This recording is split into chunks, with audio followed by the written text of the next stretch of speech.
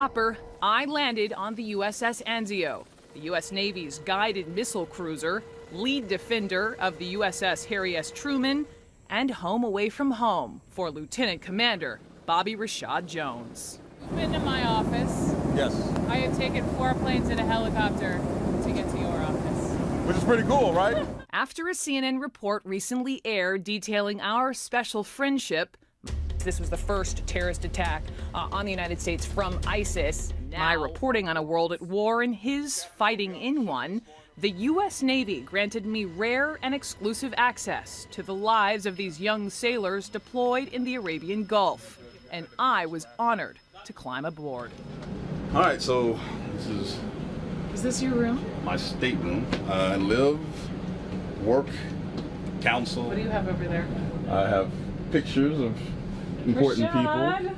So, yeah, you're there. You're stuck staring at me next to your sweet family? It's more like you're staring at me. You just kind of have stuff that you want to keep you focused on why you're doing it. So, like, all of my team pictures when I played football at the academy. If me being out here separated from my family ensures the safety of millions back home, then it's worth it. Those are the ones you got from Bahrain?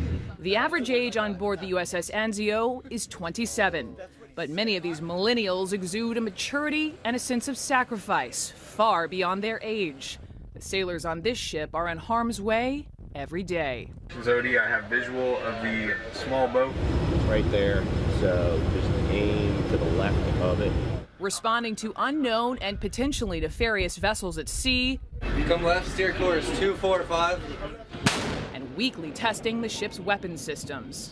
If called upon, the USS Anzio has missiles on board capable of hitting targets in Iraq and Syria some 1,000 miles away. It's nighttime here at the USS Anzio, both outside and in. They keep these labyrinth-like hallways dark for a reason. The reason is, if in the case of combat and these sailors have to get up and rush outside at night, it'll be easier for their eyes to adjust. Along these claustrophobic corridors and dizzying stairwells exists a brotherhood. They rise together and relax together too. I'm Brooke. Nice to meet you guys. How was your trip out here? Hi. I love a good helo ride. So what do you have to do in your rare downtime? This. This is it? No, this, video games. Yeah. What do you wish you had that you don't? Keep it clean. Wi-Fi. Wi-Fi? Yeah, definitely Wi-Fi. Are you guys all on Facebook? Not right now. And trust me, I use a little cayenne, a little red pepper. take a meal with them in the mess deck, these boys can eat. Those French toast sticks? What's your favorite? Bacon. Bacon? Georgia. From Georgia. Gotta Have your bacon. Only way to go. Can take the man out of the South, but can't take the South out of the man. Aboard the USS Anzio, not all the sailors are men. Hi, Brooke. You guys have it so much better than the guys. We do. A Naval Academy grad and one of only 2 women of 370 plus men stationed on Anzio, Lieutenant Precious McQuaid made a gut-wrenching decision last November: leave her baby girl back home when duty called. I mean, it's definitely tough, but the example that at least I'm setting for her and breaking some of the gender norms, that women have fallen into, and giving the men that I work with the experience of seeing females, doing the same profession, and the role models that I can make for both the men and women that I work for and that I've worked with in the past. That's why I'm here. Which is incredibly admirable, but I imagine you have days where you shut the door and you weep. I think the baby is hard. It's the first separation from her for probably longer than 6 days. Nighttime allows a moment to think of loved ones back home and to sneak in some sleep. This is where you sleep? Yes, this is where we sleep. You were saying sometimes you get better sleep Oh yeah. here? Oh yeah. In this teeny bed? In this tiny bed, yes. Why? Yes. Well, when the ship rocks, it's kind of like your mother's rocking you to sleep. I don't know. It's one of those things. I mean, this is how narrow it is. My forearm. Mhm. And you crawl into this Oh yeah. Oh yeah. every night. It's a trick to it. You get used to it after a while. Can you please show me? Sure. I have it right here.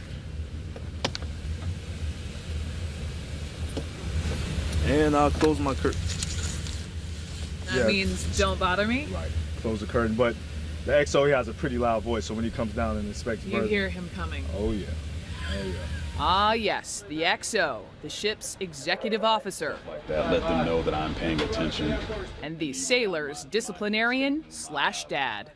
As someone whose responsibility is the daily routine of the ship, the discipline of the ship, the safety of the ship, it keeps you up at night. And that's just for the stuff you do know.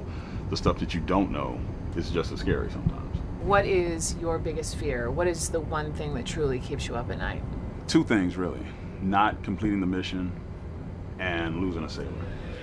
But the goal is to accomplish the mission and then to bring everybody back home. The relationship that you have with the XO over there on Anzio, I think is awesome, and I think that's a great American story. And I think your recognition of him and the influence that he had on your life by what he stands for, and I think the more people that know about it, the better it is for our nation. When you finally get to go home, what's the first thing you're gonna do? Gonna hug my wife and my kids and tell them that daddy's home. It makes you realize what you're fighting for. What these men and women are fighting for is nothing short of exceptional. As for my friend since the 7th grade, So you have a safe trip back. Okay? Thank you for coming out. Thank you for all the sailors. I got to see you and meet you. And tell everybody how we're doing back home. We'll be home soon. Okay? thank you. No problem. No problem. Okay. Saying goodbye wasn't easy. But now, more than ever, I understand why he does what he says he needs to do.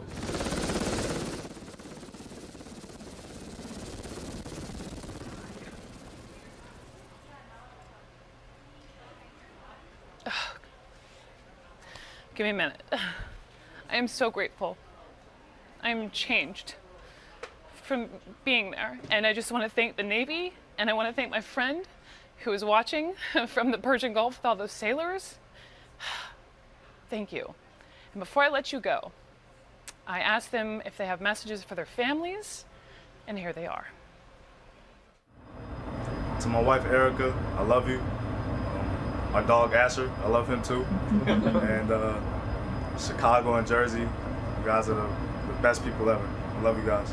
To my wife Darcy and my son Charlie, I love you guys and miss you. To my mom, my dad, brothers and sisters, I love you guys. Can't wait to be home to see you guys. To everybody back home in Oswego, New York, I love you, I miss you, I will be back, and I can't wait to see you guys.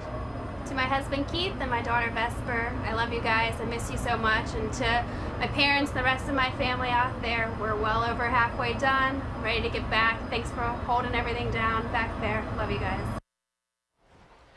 I'm sure your friends and family miss you very much. They have been on deployment for now 5 months. They are supposed to be home in June. And